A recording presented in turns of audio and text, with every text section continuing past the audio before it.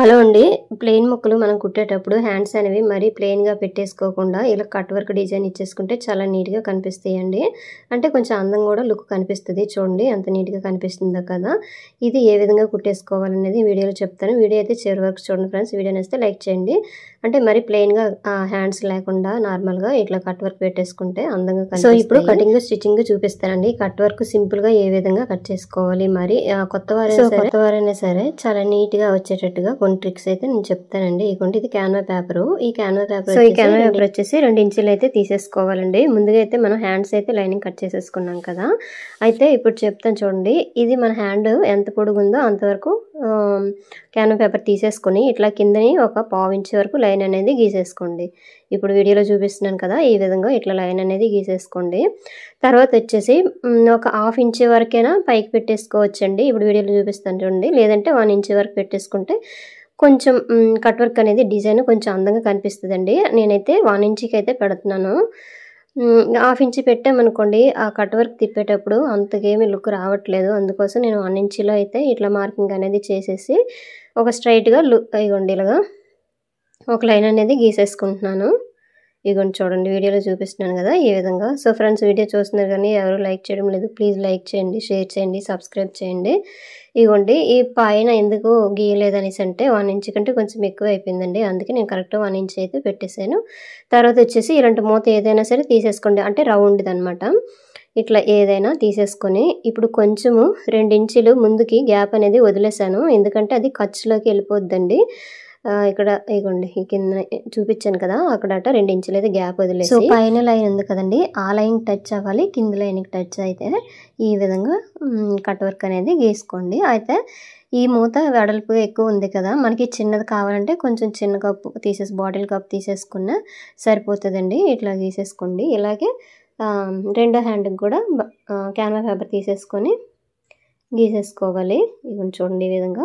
ఈ చివర వదిలేయండి. ఈ చివర 2 ఇంచుల వరకు వదిలేస్తే సరిపోతుందనమాట. సో దీనికి కూడా ఈ విధంగా ఇదిగోండి గీసేసాను. ఇదిగోండి చూసారు కదా! ఒకటైతే మీకు చూపించానండి. రెండోది ఎక్కువైతే లెంత్ అయిపోద్ది. అందుకోసమే చూపించట్లేదు. ఇక్కడ ఇవి చూడండి ఈ పేపర్‌కి ఒకవైపు మెరిసినట్టుగా కనిపిస్తుందండి. అది లైనింగ్ మీద పెట్టేసి మనం వేడి చేసుకుంటే అంటే ఐరన్ చేస్తే సరిపోతుంది.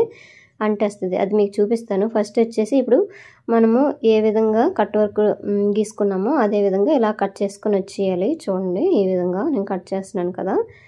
ఇలాగా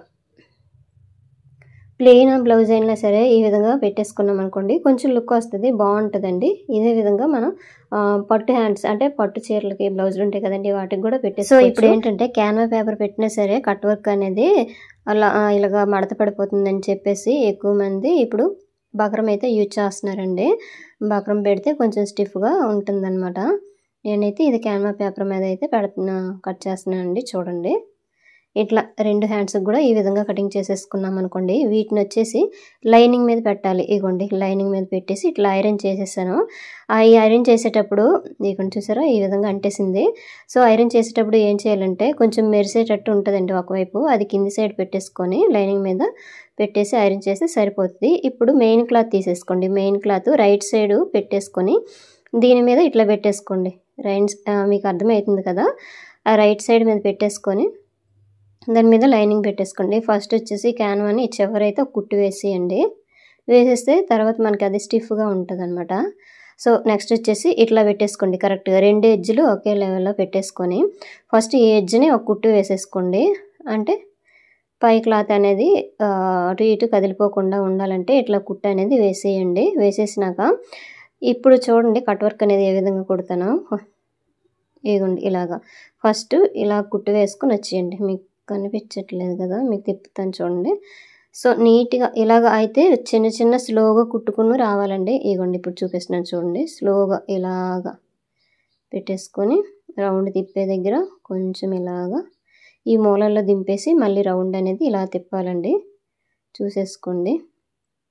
అయితే ఇది చివరి ఎడ్జ్ని వేయాలండి. అంటే క్యాన్వా మీద వేయాలి కానీ చాలా ఎడ్జ్కి వేయాలన్నమాట. కొంచెం లోపలికి అయితే వేసేయకూడదు. ఇవ్వండి అలాగనే ఓన్లీ క్లాత్ మీద వేసేసినా సరే మనకి డిజైన్ అనేది రాదనమాట. చూసారు కదా కార్నర్లోన ఆపేసి మళ్ళీ తిప్పుతున్నాను. రౌండ్ తిప్పే దగ్గర కూడా పాదం ఇలాగ లేపుతూ మళ్ళీ కుడుతూ ఇలాగా వస్తున్నాను రౌండ్ అనేది. స్లోగా కుట్టాలండి, లేకపోతే ఈ షేప్ అనేది రాదు. ఇదిగోండి చూడండి నీట్గా ఇలాగా కుట్టేసుకొని వచ్చేయండి. ఇక చూసారు కదా, స్పీడ్గా అయితే అస్సలు చేసామనుకోండి ఈ షేప్ అనేది రాదండి, స్లోగా కుట్టాలి. అయిపోయింది. కార్నర్లో కూడా కుట్టుపడేటట్టుగా ఈ విధంగా కుట్టేసాం కదా. నెక్స్ట్ వచ్చేసి ఈ క్లాత్ ఉంది కదా, ఈ క్లాత్ అనేది కొంచెం ఉంచాలండి. కొంచెం క్లాత్ ఉంచేసి మిగతాది తీసేయాలి. మరి ఎడ్జ్ వరకు అయితే కట్ చేసేయకండి. ఆ కుట్టు కట్ అయిపోయింది అనుకోండి షేప్ అనేది ఇంకా మరి రాదు, పాడైపోద్ది. అందుకోసం ఈ విధంగా ఇక్కడ చూపిస్తున్నాను కదా, ఈ విధంగా కట్ చేసేయండి. సో చూసారు కదా, ఇక్కడట అక్కడక్కడ చిన్న చిన్న కట్స్ పెట్టేసుకోండి. చిన్నగా పెట్టాలి, పెద్దగా అసలు పెట్టద్దు, కట్ అయిపోతుంది. ఇదిగోండి చూసారా ఈ విధంగా. సో ఈ విధంగా చిన్న కట్స్ పెట్టేసుకొని ఇప్పుడు ఏమొచ్చి ఉల్టా తిప్పాలి. ఉల్టా తిప్పేటప్పుడు ఇదిగోండి ఈ వేలు ఉన్నాయి కదండి, ఈ వేలుని ఇట్లా అనాలన్నమాట. ఇట్లా అంటేనే షేప్ అనేది నీట్గా వస్తుంది. చూసారా, గట్టిగా లాగద్దండి, అక్కడ కుట్టు ఊడిపోతుంది. ఇదిగోండి చూడండి, ఆ షేప్ వచ్చేటట్టుగా ఇలా పెట్టేసుకొని మళ్ళీ మనం అడ్జస్ట్ చేసుకోవాలి. ఈ మూలల్లో ఇలాగ కొంచెము అనాలండి, అంటేనే షేప్ వస్తుంది, లేకపోతే రాదు. కట్ వర్క్ చేసేటప్పుడు ఎక్కడైనా కొంచెం వేరే లెవెల్లో వచ్చేసింది అనుకోండి, అది మన హ్యాండ్ తోటే మూమెంట్ చేసేసుకొని ఇలాగ సర్దుకోవాలండి. అయితే ఇది ఇలాగ వదిలేయకూడదండి, ఐరన్ చేసేసుకోవాలన్నమాట. మనం హ్యాండ్తో ఇట్లా తీసేసుకొని ఐరన్ చేస్తేనే అది కరెక్ట్గా వస్తుంది, లేకపోతే మళ్ళీ ఆ షేప్ అనేది మారిపోద్ది అనమాట. చూసారు కదా ఈ విధంగా.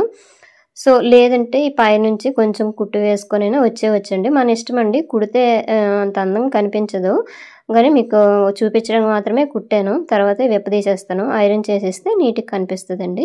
సో చూసారు కదా, ఇంతేనండి వీడియో నేస్తే లైక్ చేయండి, షేర్ చేయండి, సబ్స్క్రైబ్ చేయండి. నేనైతే ఒక హ్యాండ్కే చూపించాను కదా, రెండో హ్యాండ్ కూడా సేమ్ ఇదే విధంగా స్లోగా కుట్టేసుకుంటే నీట్గా వచ్చేస్తుందండి.